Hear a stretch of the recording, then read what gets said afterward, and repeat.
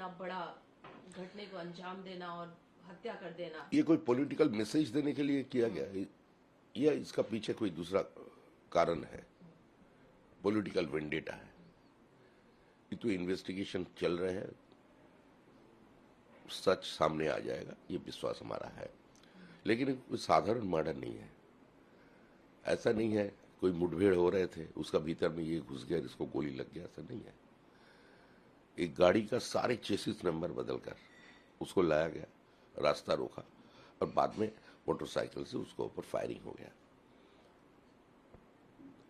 सारे राज्य का स्थिति ऐसे ही बना दिया तृणमूल कांग्रेस ने। Law and order situation Paschim Bengal में नहीं है।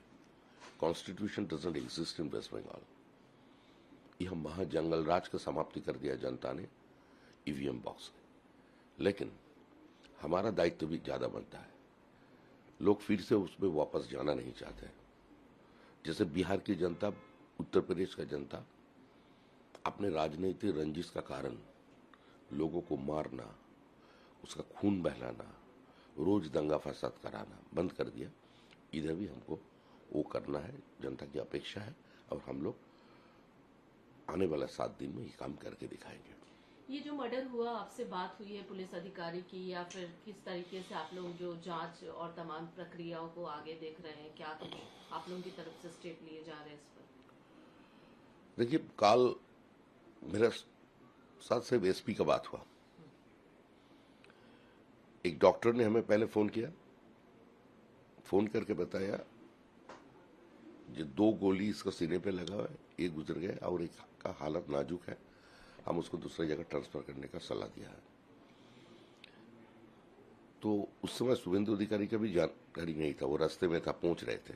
तो हम उसको बताया, बोले हम हॉस्पिटल ले जाने के लिए जा रहे हैं। हम उसको खबर दिया जो चंद्रनाथ नहीं है अभी। तो ये तो बहुत बड़ा शॉकिंग है हमारे लिए।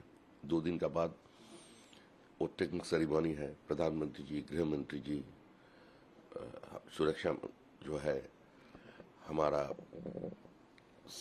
प्रतिरक्षा मंत्री, सभी लोग यहाँ आ रहे हैं, 20 राज्य की मुख्यमंत्री आ रहे हैं। तो ऐसे समय पर ऐसा घटना हम लोगों को थोड़ा और दूसरा तरीके से सोचने के लिए बात कर रहा है। अभी हम जा रहे हैं, तुरंत पहुंच रहे हैं उसी जगह पर। आप हॉस्पिटल जाएंगे? अभी जा रहा है। दादा, एक चीज बताइए कि पोस्ट वॉर वायलेंस सिर्फ यहाँ पर नहीं हुआ है, संदेश खाली में अगर सुना, वहाँ पर भी सुनने में आ रहा है। कल गोली लगा हुआ, 4 राउंड गोली चले हुआ। हमारा 3 कार्यकर्ता का मौत हो गया, राजारहाट में मौत हुआ। तो जीता हम लोग, मर रहे हम लोग।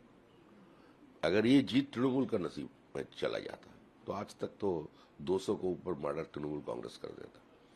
फिर भी हम आपके माध्यम से पूरा भारतीय जनता पार्टी परिवार के पास मेरा एक ही अपील है, बंद करिए।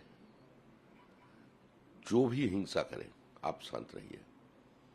और इस शांति बरकरार रखने के लिए ही पश्चिम बंगाल की जनता हम लोगों को दायित्व दिया। ये रक्त रंजित हो रहा है, पूरे मासूम कार्यकर्ता मारे जा रहे हैं। ये कोई पहली बार नहीं है। उस बार तो आप लोग जीते, आप खुद ही कह रहे कि हम जीते, उसके बाद भी हमारे ही कार्यकर्ताओं को मारा जा रहा है। उनको कोई आश्वासन देंगे? क्योंकि मनोबल कहीं ना कहीं तो डर नहीं। भारतीय जनता पार्टी का जो कार्यकर्ता है, 311 कार्यकर्ता का निधन हो गया तृणमूल के राज में। उसका बाद भी वो खड़ा है। हमारा कितना बहनों का साथ अत्याचार हुआ है, सामूहिक बलात्कार हुआ है, वो कैमरा का सामने आकर के बोला। अब मुर्शिदाबाद की इंसिडेंट देखिए, तृणमूल कांग्रेस का एमएलए आज इंडिपेंडेंट लड़ा। वो तो नाटक है। ये मुख्यमंत्री एक डिवाइसिव पॉलिटिक्स का मैसेज दे रहे हैं। इतना तक भी चल गया राजनीति, जो मुसलमान से हिंदू को मारने का धमकी भी दे दिया। तो ये क्यूमुलेटिव इफेक्ट है, इसके कारण ऐसा हुआ। आज कुछ घंटे ही है उस सेरेमनी में और उसके तमाम जो बड़े नेता है, इवन प्रधानमंत्री, तमाम लोग यहाँ पर होंगे। एक कंसर्निंग विषय हो गया है, ये बहुत ही चिंताजनक विषय है, सेंसिटिव माहौल है ये। हम लोग बातचीत कर रहे हैं। हाँ। हमारा नेता से पार्टी शांत है। अभी तो फिलहाल हम जा रहे हैं, वो घटनास्थल में भी जाएंगे और हॉस्पिटल जाएंगे। देखिए, लेकिन दादा देखिए, चंद्रनाथ जी की जो माता जी हैं, इतनी दुखी हैं वो इस समय, फिर भी वो ये कह रही हैं कि मैं चाहती हूँ कि इनको सजा मिले, लेकिन फांसी ना हो, आजीवन कैद की सजा हो।